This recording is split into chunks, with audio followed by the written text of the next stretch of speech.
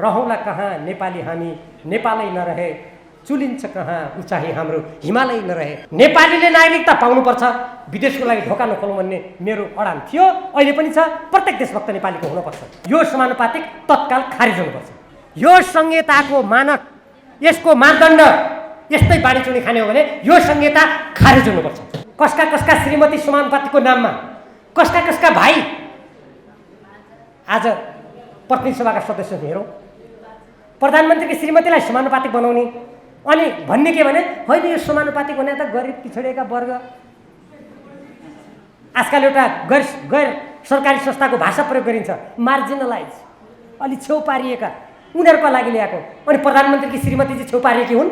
संसारको सबैभन्दा राम्रो युरेनियम, सबभन्दा महँगो अब बाँकी त्यो छ, नदीनाला त दिनिसक्यो। वनस्पति त उपयोग गर्नै पाइँदैन, विदेशका सबै नक्कली कुर्सी टेबल ल्याएर आफ्ना वन जङ्गल सब सडाइराखेका छन्, किनभने कमिसन खान पाइने।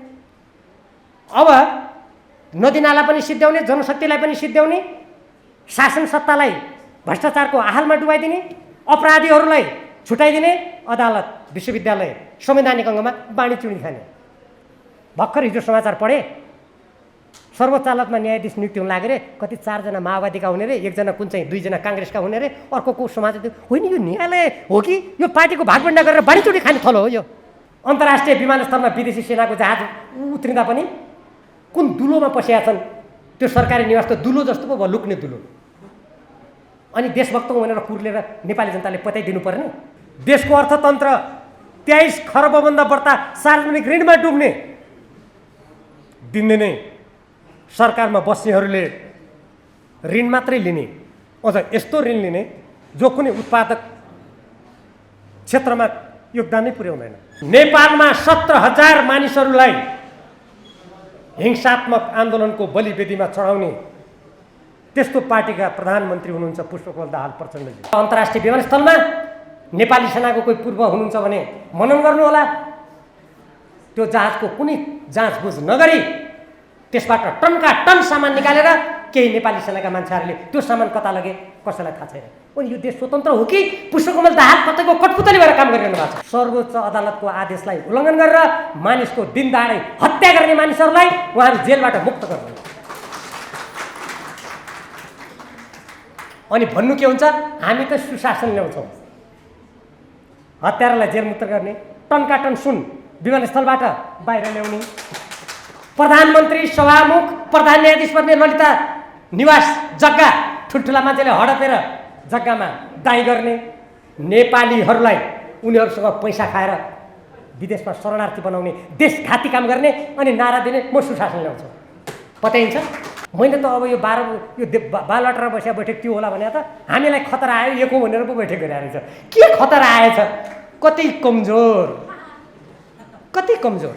ध्वज उठाई स्वाधीन देशको गौरवशाली बन्यौ, वीरता र धीरताको प्रतीक बनी राष्ट्रिय हित मुख्य भन्यौ, हस्तक्षेप अन्याय नसहने बिगुल सदैव फुक्यौ, रचेर गाथा इतिहासमा रतिभर कहिल्यै झुक्यौ, यही मान शान सम्मान भयो पहिचान गोर्खालीको, यही मान शान सम्मान भयो पहिचान गोर्खालीको, फैलियो सुयश सबत्र बुझलौ संसारमा नेपालीको, धब्बा कालो लगाइँदैछ किन आज नेपालीको शिरमा, धब्बा कालो लगाइँदैछ किन आज नेपालीको शिरमा, मातृभूमिको चित्कार सुनलौ सोत्तो घुम्ने पिरमा, धरातल आफ्नो छोडेर धर्मरिने प्राश्रित भनिन्छ त्यो, धरातल आफ्नो छोडेर धर्मरिने प्राश्रित भनिन्छ त्यो, आमाको छाती कुल्चन नहस्किने अधममा गनिन्छ जो,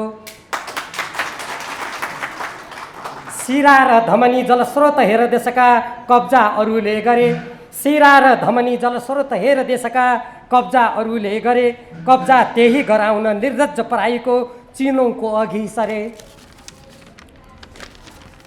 संस्कृति संस्कार मार्दै समाजमा खोक्रो देश बन्ने भो, संस्कृति संस्कार मार्दै समाजमा खोक्रो देश बन्ने भो, के विधि भ्रष्ट विकृत शासन हो संसारले भन्ने हो, विलम्ब नगरौँ बुझ्न सबले हाल बेहाल देशको, विलम्ब नगरौँ बुझ्न सबले हाल बेहाल देशको, हुनुभन्दा पराधीन लम्पसार मर्नु बरु बेस हो। स्वार्थका अन्धकार जालहरू जति छन् नष्ट भइजाउन् सबै, स्वार्थका अन्धकार जालहरू जति छन् नष्ट भइजाउन् सबै, लत्री हेर्न झुको स्वाभिमान त्यसको निरह बनी कबै। जागुन मन र मस्तिष्क जनजनका एक हुँदै सबल, जागुन मन मस्तिष्क र जनजनका एक हुँदै सबल, जगतमा नभनियोस् मातृभूमि हो विपन्न र दुर्बल। उज्यालो तिहारको झिलिमिली चेतना यही भरोस, उज्यालो तिहारको झिलिमिली चेतना यही भरोस, उन्नयन समाजको भलो मानवको दीपावलीले गरोस्। पर्वल बनेर फैलियो सब दिशा देशभक्तिको भावना, पर्वल बनेर फैलियो सब दिशा देशभक्तिको भावना, वीर नेपाली गोर्खालीहरूमा यही छ शुभकामना।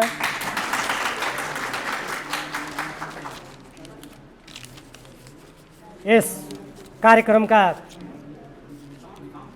अध्यक्ष तथा वीर गोर्खाली अभियानको आजको अध्यायका संयोजक इतिहासविद, संस्कृतिविद, विद्वान आदरणीय डाक्टर जगमान गुरुङज्यू,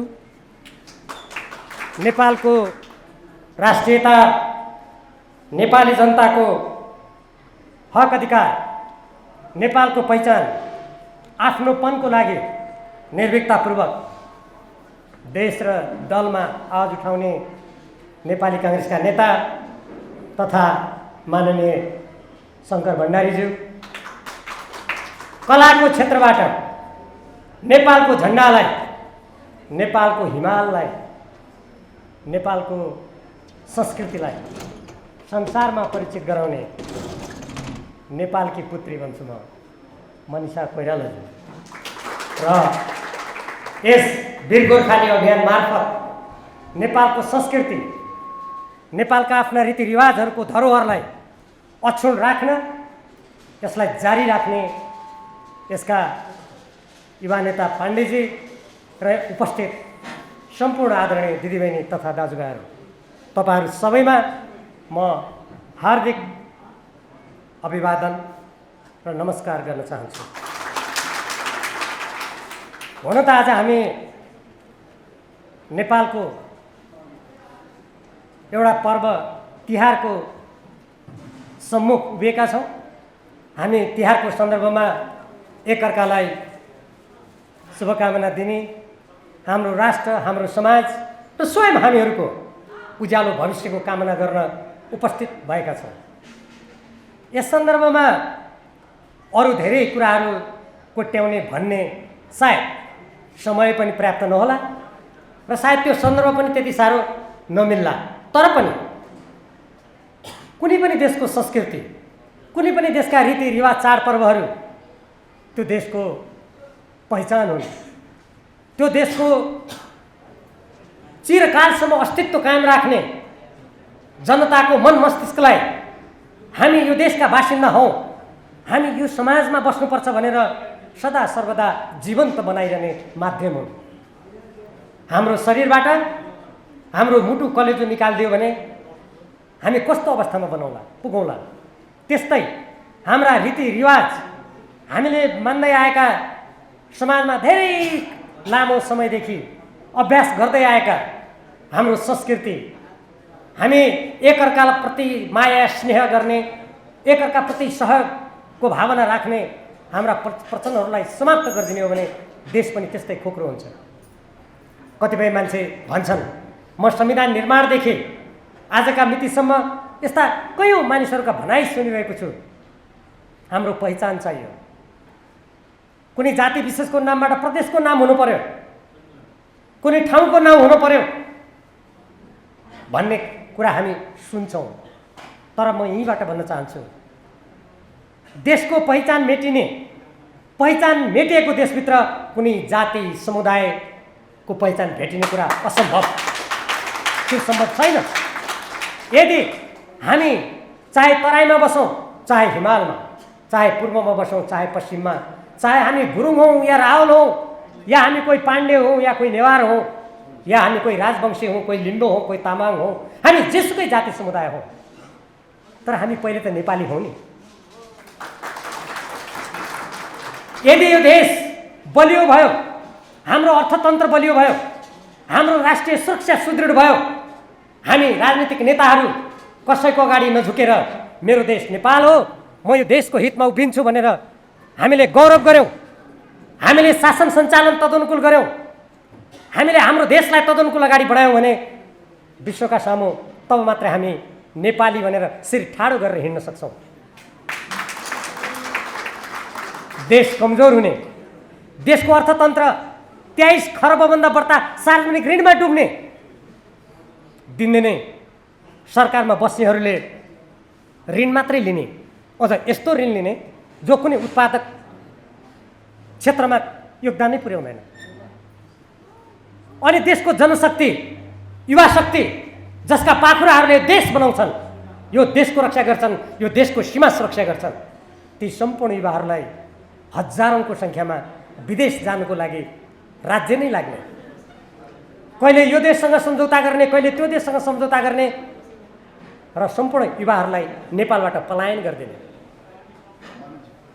म जुन बेला कम्युनिस्ट पार्टीमा लागेको थिएँ सुरुका दिनहरूमा, त्यो बेलामा मलाई एउटा कुराले छोएको थियो विद्यार्थी कालमा, होइन हाम्रा असमान सन्धि सम्झौताबाट हामी खिचेका छौँ, गोर्खा भर्ती सन्धि छ, त्यहाँ विदेशको लागि नेपालीहरू लडेर मरिरहेका छन्, त्यसकारण कम्युनिस्ट बन्नु पर्यो, समाजवाद ल्याउनु पर्यो, असमान सन्धि सम्झौताबाट मुक्त भइन्छ, नेपालीहरूले भाडाका सिपाही बन्नु पर्दैन। मलाई त्यो कुरा साँच्चै होला भन्ने लागेर म पनि कम्युनिस्ट पार्टीको झन्डा बोक्दै हिँडेँ। तर म आज देखिरहेको छु नेपालमा 17,000 मानिसहरूलाई हिंसात्मक आन्दोलनको बलिवेदीमा चढाउने त्यस्तो पार्टीका प्रधानमन्त्री हुनुहुन्छ पुष्पकमल दाहाल प्रचण्डजी। म त्यही कम्युनिस्ट पार्टीका प्रधानमन्त्री भएको देशमा देख्दैछु आज नेपाली युवाहरू रुस र युक्रेनको युद्धमा लडिरहेका छन्।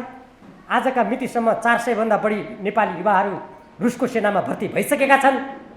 केही समय अगाडि एकजना नेपाली युवा युक्रेनी सेनाको गिरफ्तारीमा पनि परे। तर कुनै बेला साम्राज्यवाद र विस्तारवादको विरुद्धमा लडौँ भनेर नेपालका डाँडाकाँडा लेक र पहाडहरूमा खाल्डा खन्न लगाउने पुष्पकमल दाहाल प्रचण्ड प्रधानमन्त्रीजीको मुखबाट कुनै शब्द निस्केदैन। उहाँ मौन हुनुहुन्छ। के कुनै सार्वभौम देशले अर्कोको देशको सेनामा भर्ती गर्ने अनुमति दिन्छ? त्यसकारण मलाई आजकल लाग्छ उहाँहरूको देशभक्ति, उहाँहरूको मार्क्सवाद लेनिनवाद र कम्युनिजम भनेको केवल खोक्रो र जनतालाई देखाउनको लागि गरिएको त्यो एउटा अलिक कडा शब्द भन्ने हो भने ढाँट्ने र छल्ने दुष्प्रयास मात्र हो।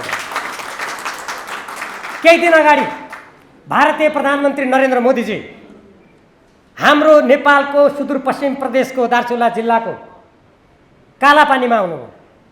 उहाँले त्यहाँ तपस्या गर्नुभयो, त्यहीँबाट उहाँले कैलाश पर्वतमा हेरेर भन्नुभयो यहीँबाट अब पर्यटकलाई जाने हामी मार्ग बनाउँछौँ।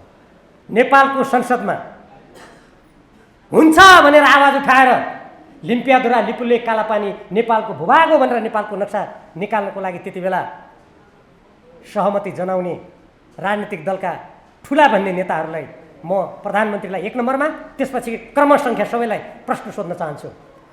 हाम्रो नेपालको कालापानीमा विदेशी प्रधानमन्त्री हामीसँग कुनै पनि नसोधेर आउँदा तपाईँहरूको मुखमा कसले बुझो खोज्यो?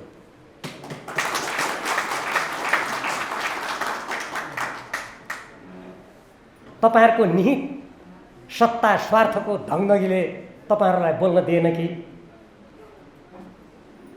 तपाईँहरूले कुनै त्यहाँबाट प्राप्त गरेर त्यो मुखमा हालेको बेला बोल्न मिलेन कि?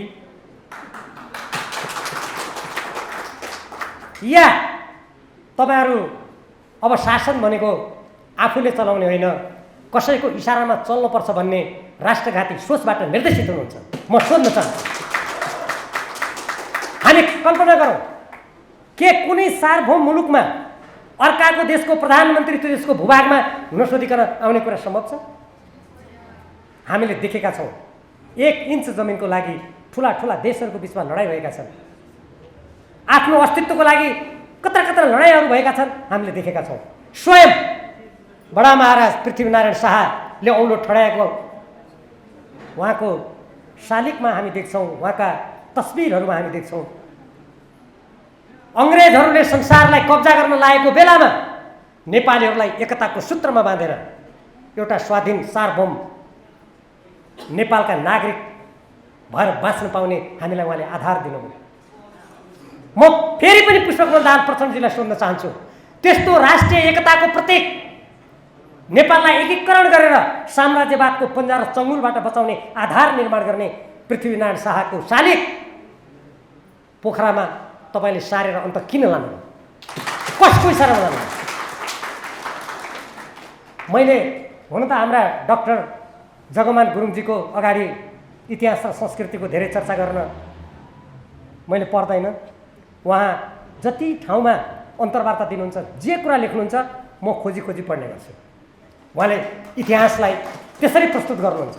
मैले यहाँ धेरै प्रकाश पार्नु त पर्दैन, तर एउटा कुरा म राजनीति शास्त्रको विद्यार्थी भएको हुनाले, कानुनको विद्यार्थी भएको हुनाले एउटा कुरा मैले भन्नुपर्छ। यो तिहारको सन्दर्भमा जसरी हामी तिहारलाई हाम्रो एउटा मौलिक पर्वको रूपमा मनाएर हामी भाइटिका लगाएर आफन्तहरू बसेर मनाउँछौँ र आफ्नो एउटा पहिचानलाई उज्यालो बनाउँछौँ, हाम्रो देश एकीकरण गर्ने पृथ्वीनारायण शाहको जमानामा, त्यो युगमा बेलायती साम्राज्यवाद बढ्दै गरेको, फैलिँदै गरेको एउटा परिवेशमा अनि यो देशलाई एकीकृत गर्ने व्यक्ति उहाँ हुनुभएको हुनाले मैले इतिहासका कतिपय सन्दर्भमा पढेको छु, छलफलमा अलिकति जानकारी पाएको छु।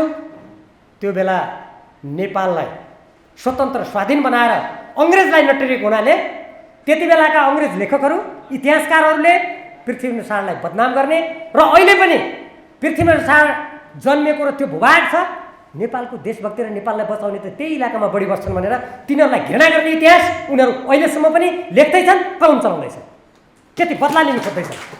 अनि साम्राज्यवादीहरू जसले नेपालको अस्तित्वलाई समाप्त गर्न खोजेको थियो उनीहरू त्यो गर्ने, अनि हामी नेपाली हौँ, हाम्रो पहिचान चाहियो भन्ने नाममा पृथ्वीनारायण शाहको शालिग ढाल्ने, पृथ्वीनारायण शाहलाई बदनाम गर्ने मानिसहरूले आखिर कस्तो नेपाल बनाउन खोजेका छन्? चीन, भारत, जर्मनी सबै देशको इतिहास हेरौँ, त्यहाँ जसले त्यो देशको एकीकरण गरे, त्यो देश निर्माणमा योगदान गरे, के आजका फरक शासकहरूले, शासन व्यवस्थाले उनीहरूको निन्दा गरेका छन्? भारतमा 500 भन्दा बढी राज्य रजौटाहरूलाई बेलायती साम्राज्यवादीहरूले एकीकृत गरेका थिए। अनि त्यसो भए आजका प्रधानमन्त्री नरेन्द्र मोदीजीले त त्यो त अङ्ग्रेज साम्राज्यवादीहरूले हामीलाई शासन गरेका थियो, हामीलाई भोकमरीले हाम्रा हजारौँ जनता मारेको थियो, हामीलाई दास नोकर बनाएको थियो, हामी तिनले बनाएको एकीकरण मान्दैनौँ भनेको छ त? तर पृथ्वीनारायण शाहले त्यस्तो गर्नुभएको छैन नि। मैले यो प्रसङ्ग अलिकति समय लिएर किन कोट्याएको भने आज नेपालको एकतालाई समाप्त गर्ने, नेपालको भूगोललाई सशक्त रूपमा संरक्षित हुन नदिने, हाम्रा दशगजा मिच्ने, हाम्रो सिमाना मिच्ने, हाम्रा नदी नालाहरू, हाम्रा प्राकृतिक साधन स्रोतहरू विदेशीको हातमा पुर्याउने हुँदा हाम्रो जनशक्तिलाई राज्यले स्वयं नीति बनाएर सबैलाई देशबाट पलायन हुने बाटो खोल्ने। तपाईँलाई थाहा होला, केही समय अगाडि वर्तमान प्रधानमन्त्री पुष्पकमल दाहालजी जो गोर्खा भर्तीको विरोध गर्नुहुन्थ्यो, उहाँको त्यो सशस्त्र सङ्घर्षको बेलामा उहाँले के गर्नुभयो? केही समय अगाडि नेपालका नर्सहरूलाई बेलायत निर्यात गर्ने सम्झौता गर्नुभयो।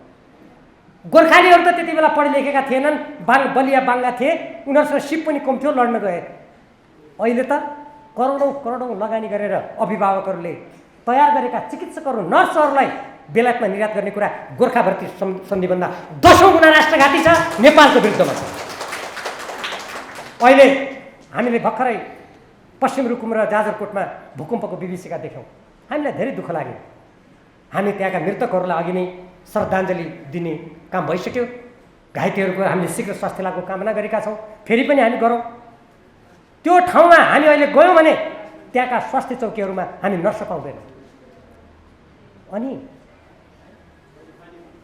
नेपालले त्यत्रो रकम खर्च गरेर तालिम दिएका हाम्रा नर्सलाई बेलायतको स्वास्थ्य प्रणाली खत्तम हुन थाल्यो भने त्यहाँको एउटा आयोगले अध्ययन गरेर प्रतिवेदन ल्याएको 1 हप्ताभित्रमा यहाँको मन्त्री परिषदले निर्यात गर्ने निर्णय गर्यो। यो सरकार कसको हितमा काम गर्दैछ?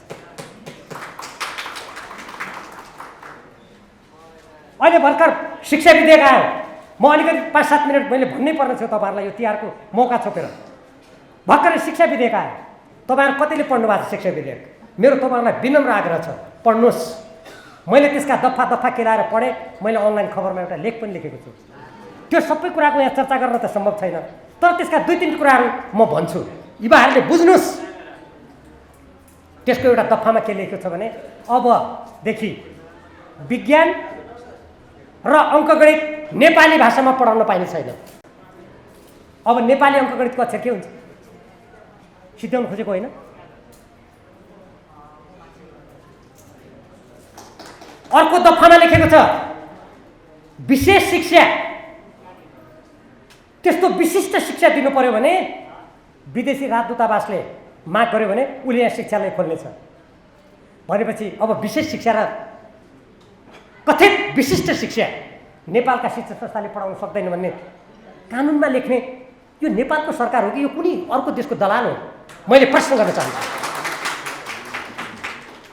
यसको जवाब माननीय भण्डारीजीले अवश्य पनि वर्तमान सरकारका शिक्षा मन्त्री र प्रधानमन्त्रीसँग संसदमा खोज्नुहुनेछ भन्ने मलाई पुरा विश्वास छ।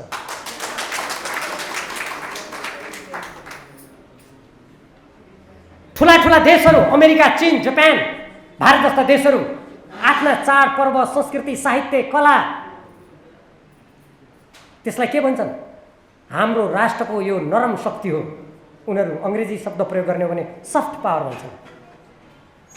हाम्रा लडाकु बमवर्षक जहाजहरू, पानी जहाजहरू, सेना, हतियार, आणविक शस्त्रास्त्र, ती जम्मै कुरालाई नरम शक्तिको दिमागले चलाउनु पर्छ। नरम शक्तिको दिमाग भएन भने तिनको काम छैन भन्ने कुरा सन् 1965 अमेरिकाका राष्ट्रपति लिन्डन जोन्सनले एउटा भाषणमा भनेका छन्, पढ्नु होला। तर हाम्रो देशको भाषालाई सिद्ध्याइँदैछ। प्रज्ञा प्रतिष्ठानको प्रमुख डाक्टर गुरुङ यहीँ हुनुहुन्छ। उहाँले बोलेका कुराहरू हाम्रो देशको यो शक्तिलाई जोगाउने दिशातर्फ जहिले पनि म परिलक्षित पाउँछु। त्यहाँ हाम्रो वर्णमाला सिद्ध्याउने, व्याकरण खत्तम पार्ने, ओम शब्दप्रति ऋषि के वर्तमान प्रधानमन्त्री, शिक्षा मन्त्री, यो राज्य चलाउनेहरूलाई ओम शब्दप्रतिको ऋषि के हो? ऋषि के हो भने उहाँहरूले शिक्षा क्षेत्रमा पाठ्य पुस्तकमा मैले संसदमा पनि बोलेको थिएँ, यी माने मैले त विद्यालय पढ्दा ईश्वर पढेको थिएँ। हेर्नुहोस् अछामको त्यो विकट ठाउँमा महेन्द्र माध्यमिक विद्यालयमा अहिले त यी माने ईशा भइसकेको छ।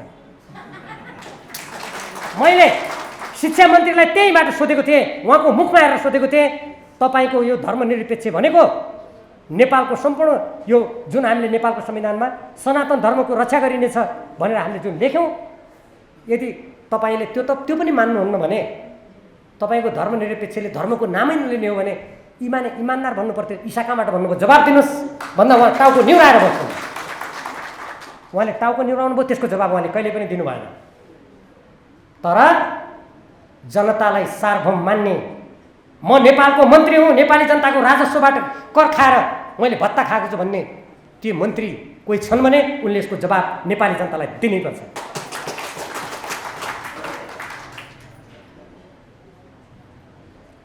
अब राष्ट्रिय सुरक्षाको कुरा गर्दा लामो हुन्छ, मेरो विषय भावनाले म लामो त्यतातिर जान चाहन्न, तर 2-3 कुरा भन्छु। केही समय अगाडि नेपालमा एउटा शक्तिशाली देशको सैनिक जहाज अवतरण भयो, 1.5 महिना जति भयो। त्यो जहाज नेपालको हवाई प्राधिकरणसँग अनुमति लिएर सरकारलाई थाहा नदिएर अवतरण गर्यो र अन्तर्राष्ट्रिय विमानस्थलमा नेपाली सेनाको कोही पूर्व हुनुहुन्छ भने मनन गर्नु होला। त्यो जहाजको कुनै जाँचबुझ नगरी त्यसबाट टनका टन सामान निकालेर केही नेपाली सेनाका मान्छेहरूले त्यो सामान कता लगे कसैलाई थाहा छैन। अनि यो देश स्वतन्त्र हो कि पुष्पकमल दाहाल कतैको कठपुतली भएर काम गरिरहनु भएको छ? मैले अलिक कडा शब्द प्रयोग गरेँ किनभने यस्ता गतिविधिले प्रत्येक देशभक्त नेपालीलाई चर्याउँछ। यदि म मातृभूमिको माया गर्छु भने बोल्न बाध्य गर्छ। त्यसकारण मैले यो बोलेको छु। मैले त्यसकारणै कुरा भनेको छु। आज हाम्रो सर्वोच्च अदालतले तरकारी खाद्यान्नमा विषादी जाँचेर ल्याऊ भनेर निर्देशन दिएको मलाई लाग्छ 3 महिनाभन्दा बढी भइसक्यो। कहाँ हुनुहुन्छ आपूर्ति मन्त्री? कहाँ हुनुहुन्छ प्रधानमन्त्री? हामी यो देश जोगाउन, जनता जोगाउन नेतृत्व दिन्छौँ भन्ने ठुल्ठुला नेताहरू कहाँ हुनुहुन्छ?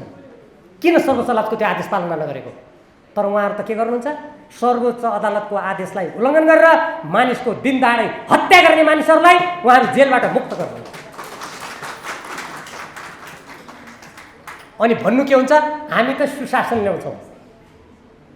हत्यारालाई जेलमुक्त गर्ने, टनकाटन सुन विमानस्थलबाट बाहिर ल्याउने, प्रधानमन्त्री सभामुख प्रधान न्यायाधीश बन्ने ललिता निवास जग्गा ठुल्ठुला मान्छेले हडपेर जग्गामा दाइँ गर्ने, नेपालीहरूलाई उनीहरूसँग पैसा खाएर विदेशमा शरणार्थी बनाउने, देशघाती काम गर्ने अनि नारा दिने म सुशासन ल्याउँछु।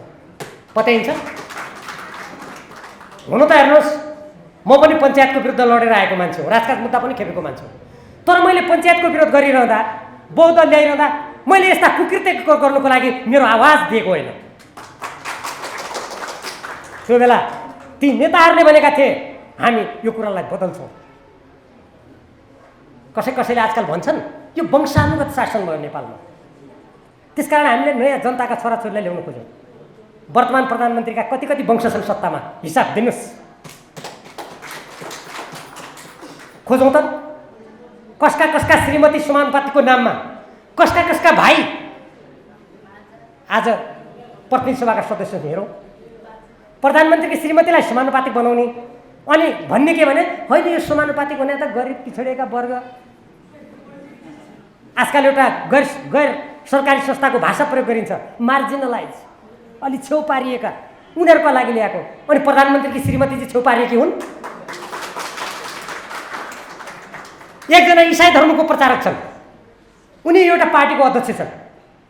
उनी पार्टीको एउटा अर्को अध्यक्षलाई मेरो पार्टीले उनलाई समानुपातिक बनाइदियो। क्या पछाडिएको मान्छेलाई ल्याएछ है, क्या मजाको समानुपातिक। मैले त्यसकारण भनेको छु यो समानुपातिक तत्काल खारिज हुनुपर्छ। अब अलिकति संहिताको कुरा गरौँ। कुरा त धेरै छन्, म टुङ्ग्याउन लाएँ। अब भनौँ भने लामो हुन्छ। संहिताको कुरा गरौँ। म समितिको सक्रिय सदस्य हुँ। नागरिकताको लागि नेपालीले नागरिकता पाउनुपर्छ, विदेशको लागि ढोका नखोलौँ भन्ने मेरो अडान थियो, अहिले पनि छ। प्रत्येक देशभक्त नेपालीको हुनुपर्छ। त्यति बेला संहिता छिराइयो। जुन बेला आन्दोलनमा सडकमा म पनि जुलुस निकालिरहेको थिएँ, संहिताको कुरा थिएन। यो अब यस अनौठो किसिमले त्यसलाई छिराइयो आयो। अब संहिता भनेको देशलाई एकताबद्ध बनाउने माध्यम हो भनेर त्यति बेला हामीले भनेका थियौँ। आज के भएको छ? हुँदा कोशी प्रदेशमा हेर्नुहोस् के भइरहेछ। कोशी प्रदेशमा मन्त्री र मुख्यमन्त्री हुनुको लागि संविधानको धारा 269, जसमा राजनीतिक दलले दर्शन, कार्यक्रम, नीति, निश्चित नीतिको आधारमा उसले घोषणापत्र तयार गर्नुपर्छ, त्यो निर्वाचन आयोगमा दर्ता गर्नुपर्छ, त्यसको प्राप्तिको लागि काम गर्नुपर्छ। अनि आज नेपाली काङ्ग्रेस, नेकपा एमाले, नेकपा माओवादी केन्द्र, समाजवादी के पार्टी छन् नि, ती त सबै मिलेर खाउँ भन्छन्। अनि संविधानको धारा 269 कता गयो? अनि कसले मिल्छ संविधान? संविधानको धारा 5 मा, त्यसको उपधारा 1 मा नेपालको सार्वभौमसत्ता, स्वाधीनता, अखण्डता, संस्कृति, नेपालको हित, नेपालको राष्ट्रिय हित हुनेछ भनेर परिभाषा गरेको छ। संविधानको धारा 5 को उपधारा 2 मा यदि कसैले नेपालको राष्ट्रिय हित विपरीतको काम र आचरण गरेमा सङ्घीय कानुन बमोजिम दण्डित हुने भनेको छ। तर कुनै पनि प्रधानमन्त्री सङ्घीय कानुन ल्याउनु मान्दैन। किन? आफ्नै आचरण त्यसको विरुद्ध भएर हतगडी लाग्ने भएको हुनाले। किन? अब यो संहितामा अनि अहिले जस्तो कोशी प्रदेशमा जे भइरहेछ नि, एक महिना एउटा मन्त्री, अर्को महिना अर्को मन्त्री, काङ्ग्रेस एमालेसँग मिलेको छ, एमाले काङ्ग्रेससँग मिलेको छ, माओवादी अर्कोसँग मिलेको छ। अनि यो प्रतिस्पर्धात्मक व्यवस्था भयो त? प्रतिस्पर्धात्मक उति बेला निर्दलीय व्यवस्था भनेर त्यसको विरुद्ध हामीले आवाज उठायौँ र हामीले भन्यौँ अब बहुदलीय व्यवस्थामा प्रत्येक राजनीतिक दलले आफ्नो नीति कार्यक्रम जनताको अगाडि राख्ने, जनताले जुन नीति कार्यक्रमलाई बहुमत दिन्छन् त्यसले शासन गर्ने। त्यही होइन यो बहुदलीय प्रतिस्पर्धा भनेको। अनि यहाँ त अब पार्टी छुट्याउनै गाह्रो भयो। अब अस्ति मैले एउटा बैठकमा सुने, बालुवाटारमा एउटा बैठक बसेर, होइन हामीलाई त अप्ठ्यारो सङ्कट आइलाग्यो, 12 बुँदेहरू एक हो। मैले त त्यो सर्वदलीय बैठक किन बोलाएको होला भन्ने आशा गरेका थिएँ, अलिकति आशा, विश्वास त थिएन। नरेन्द्र मोदीजी सिमाना मिचेर आउनुभयो। आज मात्रै तपाईँले समाचार सुन्नुभयो होला, नेपालको व्यापार तथा पारावान सन्धि भारतले संशोधन गर्न मानेन। त्यो जस्ताको तस्तै नवीकरण भएको छ। आज भारतसँग नेपालको व्यापार घाटा यति धेरै भइसक्यो, चीनसँग पनि छ, त्यसमा हाम्रो देशको सामानलाई निर्वाध भारतमा जान नदिने, चिया समेत। अनि आज त्यो भएको छ। मैले त्यसैले बालुवाटारमा ठानेका थिएँ अब विषादीको परीक्षण गर्ने असमान सन्धि सम्झौता प्रबुद्ध व्यक्ति समूहको प्रतिवेदन भयो दिल्लीमा। प्रधानमन्त्री पुष्पकमल दाहालजी दिल्लीको भ्रमणमा जानुभयो अनि उहाँ चाहिँ यो प्रबुद्ध व्यक्ति समूहको प्रतिवेदन के भयो भने सोध्नुभयो। नेपालको लुम्बिनी आफ्नो नक्सामा राखेर भारतले संसदमा टाँस्यो। भारतको काँसी हाम्रो हो भनेर नेपालले यहाँको संसदमा टाँस्यो भने के होला? के होला?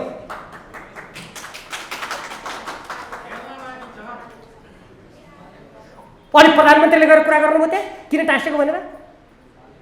लिम्पियाद्वारा लिपुलेख हाम्रो नक्साभित्र छ, यी ऐतिहासिक अभिलेखले हाम्रो देश हो भनेर बोल्नुभयो उहाँ। मैले त अब यो बालुवाटारमा बसेर बैठक त्यो होला भने त हामीलाई खतरा आयो यको भनेर पो बैठक गरिरहेको छ। के खतरा आएछ? कति कमजोर, कति कमजोर। एउटा कुन मान्छेले बहुदलीय व्यवस्थामा लेख्ने बोल्ने सङ्गठन गर्ने अधिकार छ भनेर हामीले लेखा होइन। अनि कुन चाहिँ व्यक्तिले माइती घरमा धरना दिएर जुलुस निकालेर अनि दिल्लीमा गरेको सम्झौताका बारेबुन्देहरूको कुर्सी हल्लेर बालुवाटारमा मिल्नु भनेर। कति कमजोर। मैले लागेको पार्टी यति कमजोर नर्कटको लट्ठी जस्तो होला भनेर मैले त सोचेकै थिइनँ। हुन त हाम्रा देशका प्रधानमन्त्री मेरो मित्र भण्डारीजी मसँग नरिसाउनु होला, कस्तो दृश्य देखेँ मैले भने लुम्बिनीमा एक देशको प्रधानमन्त्री आएर छेउमा बसेको छ, अर्को देशको प्रधानमन्त्री रियाल चुहाइरहेछ। अब हुनु त यस्ता प्रधानमन्त्रीलाई के को चिन्ता। अनि उहाँहरू भन्नुहुन्छ सुशासन, जनतालाई नेतृत्व दिए यो देशको रक्षा गर्छौँ। होइन, आज हाम्रो देश राजनीतिक रूपमा, कानुनी रूपमा, शैक्षिक रूपमा, सांस्कृतिक रूपमा, कृषि, पर्यटन, यत्र तत्र सर्वत्र जनशक्ति दुरुपयोग भएर विदेशी हस्तक्षेप भएर आज इतिहासमा अत्यन्त कमजोर बनेको छ हाम्रो देश। अङ्ग्रेजसँग भएको पहिलो सम्झौता, बेलायतसँग भएको पहिलो सम्झौता हेरौँ, पढौँ। अहिले यिनीहरूले गरेका सम्झौता हेरौँ। चन्द्र शमशेरले गरेको सम्झौता अहिले गर्नेहरूको सम्झौताभन्दा धेरै बलियो छ। त्यसकारण हामी राजनीतिक दलका नेता र राजनीतिक दलले अर्कालाई गाली गरेर होइन, आफ्नो औचित्य कामबाट प्रमाणित गर्नुपर्छ, प्रमाणित गर्नुपर्छ। म देशभक्त हुँ भन्ने अन्तर्राष्ट्रिय विमानस्थलमा विदेशी सेनाको जहाज उत्रिँदा पनि कुन दुलोमा पसेका छन्, त्यो सरकारी निवास त दुलो जस्तो पो भयो, लुक्ने दुलो। अनि देशभक्त हुँ भनेर कुर्लेर नेपाली जनताले पत्याइदिनु पर्ने, यो हुन सक्दैन। त्यसकारण अहिले जे जस्तो यो भइराखेको छ नि, यदि यही नै संहिताको मानक हो, जनशक्तिलाई विदेश पठाइदिने। अब हुँदा हुँदा मुस्ताङको युरेनियम, संसारको सबैभन्दा राम्रो युरेनियम, सबभन्दा महँगो अब बाँकी त्यो छ, नदीनाला त दिनिसक्यो। वनस्पति त उपयोग गर्नै पाइँदैन, विदेशका सबै नक्कली कुर्सी टेबल ल्याएर आफ्ना वन जङ्गल सब सडाइराखेका छन्, किनभने कमिसन खान पाइने।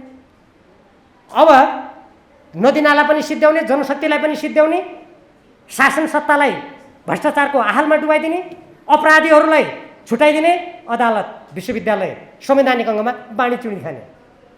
भर्खर हिजो समाचार पढेँ, सर्वोच्च अदालतमा न्यायाधीश नियुक्ति हुन लाग्यो रे। कति 4 जना माओवादीका हुने रे, 1 जना कुन चाहिँ 2 जना काङ्ग्रेसका हुने रे, अर्को को समाजवादी। होइन, यो न्यायालय हो कि यो पार्टीको भागभण्डा गरेर बाँडीचुडी खाने थलो हो यो? यदि यो संहिताको मानक, यसको मापदण्ड यस्तै बाँडीचुडी खाने हो भने यो संहिता खारेज हुनुपर्छ। हामीले संहिता भनेको जातिहरूको बिचमा लडाइँ गर्ने, संस्कृतिको द्वन्द्व गर्ने, भाषा सिद्ध्याउने, विदेश भूमि विदेशीले आएर कब्जा गर्ने, नदी नाला प्राकृतिक साधन स्वरूप विदेशीको हातमा दिने, नेपालका युवाहरू सब देशबाट पलायन हुने, यही हो त संहिता ल्याएको। मैले संविधान लेख्दाखेरि यो केही पनि हुँदैन भनेर नेताहरूले बन्द कोठामा भनेका थिए। आज उनीहरू किन चुप्प लागेर बोलेका छन्, बोल्दैनन्। त्यसकारण यस्तो संहिता नेपालको लागि आवश्यक छैन। म सबभन्दा पहिले भन्छु, नेपालको संविधानको धारा 5, संविधानको धारा 51 ड, जहाँ हाम्रो स्वतन्त्र परराष्ट्र नीति, संयुक्त राष्ट्रको बडापत्र, असंलग्नताको सिद्धान्त, पञ्चशीलका सिद्धान्तको आधारमा कुनै देशसँग नझुकेर स्वतन्त्र परराष्ट्र नीति अपनाउने, असमान सन्धि सम्झौताको पुनरावलोकन गर्ने संविधानमा लेखेको छ। त्यो संविधानको उल्लङ्घन कसले गरिरहेको छ? यी दलका ठुला ठुला टाउकेहरूले गरिराखेका छन्। यसको कार्यान्वयन गर्नुपर्छ। नेपाली जनतालाई त्यो व्यवस्था चाहिएको होइन, जनता सार्वभौम भनेको होइन। जनता सार्वभौम भनेको हो भने संसदमा छलफल नगरी 25 वर्षको मैले विद्युत सम्झौता गरेँ भन्ने अधिकार पुष्पकमल दाहाललाई कताबाट आयो? मन्त्री परिषदमा छलफल छैन। माननीय शङ्कर भण्डारीजीले कहिले त छलफलमा भाग लिन पाउनु भएको छैन। पार्टीमा छलफल छैन। कसैको व्यक्तिगत सम्पत्ति हो यो देश? हुन सक्दैन। त्यसकारण आदरणीय दिदीबहिनी तथा दाजुभाइहरू, यो कुरा मैले तिहारको बेला किन कोट्याएको भने यदि यो देशलाई यी कुराबाट हामीले जोगाएनौँ भने तपाईँ हामी भन भाइ यो देउसुरे स्वतन्त्र रूपमा भन्न पाउने छैनौँ। त्यसकारण तिहारमा मैले यो कुरा उठाएको। हामी त्यसै आएनौँ बलिराजाले पठाएको भन्ने देउडा भट्ट्याउनुको लागि तपाईँलाई स्वतन्त्र मैदान आवश्यक पर्नेछ, स्वतन्त्र समाज आवश्यक पर्नेछ, स्वतन्त्र स्वाधीन नेपाल आवश्यक हुनेछ। आज नेपाललाई सम्पूर्ण रूपमा पराधीन तुल्याउने जुन खेल भइरहेको छ त्यसबाट मुक्त गरौँ अनि मात्रै उन्मुक्त कण्ठले भन भाइयो भनेर देउसीका नारा भनौँ भनेर मैले यी सबै कुरा अहिले कोट्याएको हो, अन्यथा नलिनु। मभन्दा संस्कृतिका यी पाटाहरू पक्कै पनि डाक्टर जगमान गुरुङले बढी उजागर गर्नुहुन्छ। मैले समय धेरै लिएँ। किन लिएँ त भने तपाईँहरूको अगाडि उभिएर मलाई बोलाउनु भयो धन्यवाद पाण्डेजी भनेर मात्रै नेपाली जनताको स्वत्व अस्तित्व बस्नेवाला छैन। त्यसकारण तपाईँहरू जस्ता युवाहरूले मैले संविधानका कुरा, शासनका कुरा, मेरा अनुभवका 2-4 कुरा भनेपछि साँच्चीकै तपाईँहरू जस्ता युवाहरू जगजगाएर नारायण गोपाल श्रेष्ठले भने जस्तै जाग लम्क चम्क हो युवा हो भनेर गीत गाए जस्तै कविवर माधव घिमिरेले रहौँला कहाँ नेपाली हामी नेपालै नरहे चुलिन्छ कहाँ उचाइ हाम्रो हिमालय नरहे भने जस्तै कुरालाई तपाईँहरू युवाहरूले मनन गरेर के गरिहाल्नुहुन्छ कि भनेर मैले यो कुरा गरेको। आज मलाई निम्ता गर्नुभयो वीर गोर्खाली अभियानको तर्फबाट। म वीर गोर्खाली अभियानलाई एउटा साङ्केतिक रूपमा लिन्छु। के साङ्केतिक रूपमा मैले बुझेँ भने एक त प्राध्यापक डाक्टर जगमान गुरुङ, मनिषा कोइराला जस्ता, हाम्रा शङ्कर भण्डारी जस्ता आउने भन्ने मैले सुने। उहाँहरूले देशको हितमा बोलेका कुराहरू म पनि पछ्याइरहन्छु, मन पराइरहन्छु। र अर्को हाम्रो तिहार जस्तो कार्यक्रममा पक्कै पनि पाण्डेजी जस्तै धेरै युवाहरू टनाटन हलमा आउनुहोला। यो देशको लागि तिहार भनेको हाम्रो देशको उज्यालोको रक्षाको लागि हो भन्नुहोला। उहाँहरूसँग गएर 2-4 कुरा गरौँ, शुभकामना आदान प्रदान गरौँ। साँच्चीकै भोलि देश सङ्कट परेको बेलामा कुनै मोर्चामा उभिनु पऱ्यो भने तिनको अगाडि उभिनु नपाए पनि पछाडिबाट होस्टे हैसे गर्न पाऊँ भनेर म आज यो कार्यक्रममा आएको हुँ। यहाँहरू सबैलाई धन्यवाद छ। तिहारको सन्दर्भमा यो हाम्रो नुदुया भिन्तुना नेपाल सम्मत चाड पनि यसैसँग जोडिएको छ।